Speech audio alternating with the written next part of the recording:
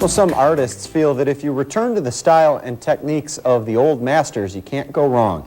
Elizabeth Ertel kicks off this week's Arts Block by introducing us to an artist that utilizes the old style with a twist. Elizabeth?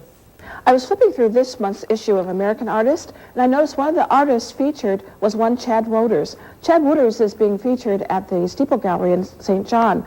The subjects of his still lifes are tools of the trade, but what do you expect from an architect?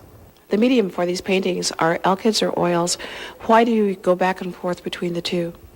Well, one of the reasons that I choose to use either alkyds or oils is to alter the viscosity of the painting medium to change its handling characteristics so that it's either runnier or stiffer, and that's very important in the construction of a painting and its longevity. I am influenced very much by some of the Flemish painters who also used a dark tone in the background.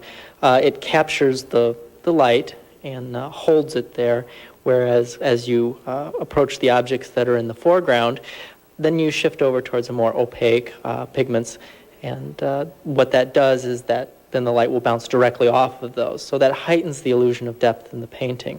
You've given character to things that are generally very mundane, things that are work tools and whatever, but these things also have a curious edge by the way you've placed them. And they are either hanging precariously off of an edge, or they're stacked in a way that looks like they could tip at almost any time, and in a way that's symbolic to me, because we are just ordinary people, and sometimes our lives are a bit precarious.